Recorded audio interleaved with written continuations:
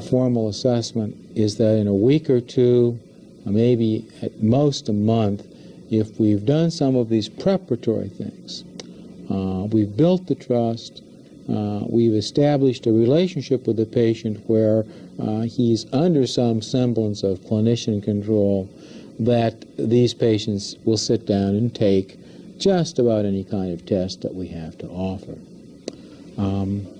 Okay, with that, we're going to take, I think, welcome back.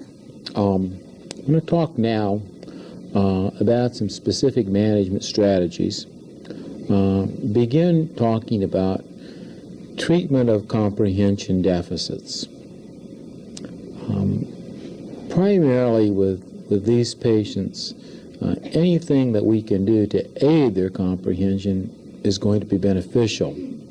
But there's some things that work better than other things. One of the things that doesn't work real well is dragging out a workbook or a set of prepared materials and laying them out in front of the patient and having them point to things. Both with comprehension and later, as we'll talk about production, one of the good rules when working with fluent patients is to sort of treat in a communicative context. So we try to treat in a communicative context whenever we can. Some of the things that will aid comprehension are as follows. One of the things we can do is to provide the patient, a context. Orient the patient to the topic. Find out something personal about the patient. If we know what the patient's talking about, we listen to the disordered output, figure it out, and feed it back to him in a meaningful way. These are patients that we try to deal with by using real materials, real things. So if we were working on comprehension, we might deal with the food that the patient eats and menu planning rather than the token test or some stimulus like that.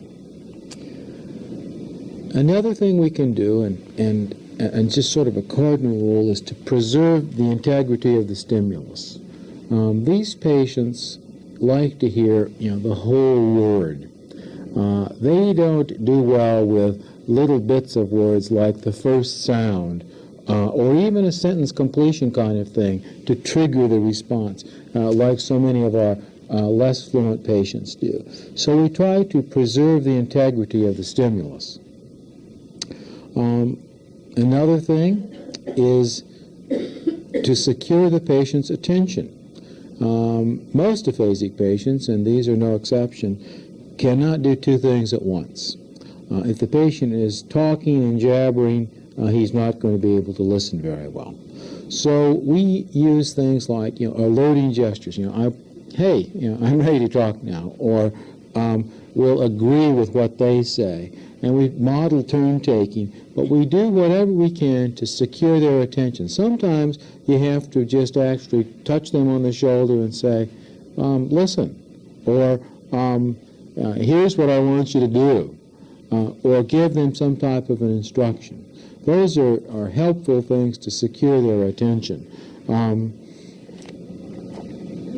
Another thing we can do is we can make our utterances and our messages more redundant. Redundancy can be achieved in a number of ways, but one of the best ways is to use a number of semantic modifiers or adjectives. So, it's not toothbrush, but it's fine bristled Oral-B toothbrush. And it's not Chevrolet or car, it's a red hot Chevy. Something like that, where you're giving them a little more information to grab a hold of, a word that they can grab a hold of and tune in to what it is you're saying. Second way you can enhance redundancy is to use repetition. So you say things in different ways. You'd say, how was your lunch today? Did you eat lunch today? Is your wife visiting? Is Mrs. Smith coming tomorrow? Those kinds of things give them extra information and a second chance to pick up on what you're saying. So enhancing message redundancy. I've mentioned using supplementary inputs in the form of gesture, the weather's lousy, printed words, very helpful. Even tone of voice and posture of your own body can convey information that supplements what you're saying. You say, I am angry today. And they'll pick that up, and sometimes they will surprise you with the integrity of their responses. I'm going to change overheads here. Capitalizing on open circuits. Every so often, I think that very first patient that I showed you, that Wernicke's patient, when I asked him about his business and he got on to the fact that he owned a flower shop, he then gave a couple of fairly good responses.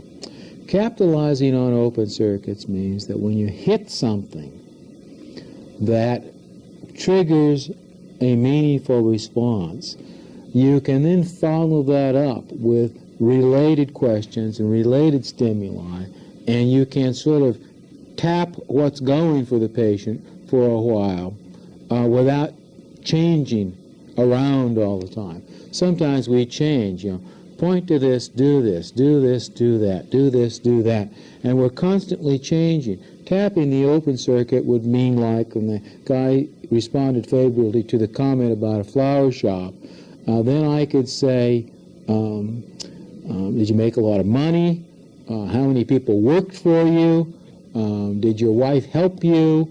Where is your flower shop located? Tell me about the kinds of flowers, etc., etc., etc. Now, whatever's open, I go with that and provide stimulation there until the patient hits a stone wall, and then I move on. Encouraging active listening, there are two things here, and we'll mention this again when we talk about communication styles. But active listening refers to picking up cues from the environment. We do this all the time. Pick up cues, when to be quiet, when to act formally, excuse me, when to take turns, whether or not to ask for a repeat, verifying that we have been understood or that we have understood. This is a type of behavior we want to promote, and I'll talk more about that in just a little while. I've already mentioned demonstrating tasks. Again, these are patients that do not always respond well to stimulus-response kinds of things. They don't like sitting down with a structure, and so sometimes they'll do it, but you need to demonstrate what it is you want them to do before they can do it. For example, on the Minnesota Test for Differential Diagnosis of Aphasia, the SHUL, one of the tasks is that the patient is to look at a picture, and there are two words, and he has to point to the word that goes with the picture. Many patients can do this with no problem. You give them the instructions, you say, I want you to do this, they don't understand you, and then they start reading the words out loud, or they start saying leg, arm, or lie, my, that doesn't mean anything, and they get confused because they haven't understood the instructions. So you say, I want you to do this, and you point and you give them a couple of answers, and then you let them do the task and see how they do. So you demonstrate what it is you want them to do. I want to say just a couple of words about a special problem. This is a special problem that SHUL originally called intermittent auditory imperception. She defined a patient. She called this minor syndrome A. These are patients with severe involvement of the auditory processes. Perhaps they had defective acoustic feedback. These patients respond to auditory stimuli in a varied fashion and in a very unpredictable fashion. Rarely did this problem occur in isolation, but usually it occurred in conjunction with aphasia. Seldom was it complete, but more often partial. Some signs of intermittent auditory imperception: dull responses like yeah, responding as if they didn't hear you, responding to a portion of the message, responding to a message as though it were a different message. All of these things seem to reflect this intermittent tuning in and out. Some things, I think this, I'm not sure why this problem results, but I have a guess, and my theoretical guess is that there are both transmissive problems and central problems. I can sketch out perhaps what I mean by a transmissive problem in that we have, if we have a screen, you can imagine a meshed screen, you know, and these are real big mesh holes, way too big as a matter of fact. And you know how when you squirt water on the screen that some of the little meshes are clogged with water and some of them are empty, if you can just sort of visualize that. I think that when a patient has a transmissive problem, it's sort of like the message is hitting one of the clogged holes of the mesh and it's not going through. And then sometimes there's an empty hole and it goes through just fine. And that this is something that these patients truly experience. Now that's on top of their central problems that are associated with their posterior lesions. Well, what can we do about it?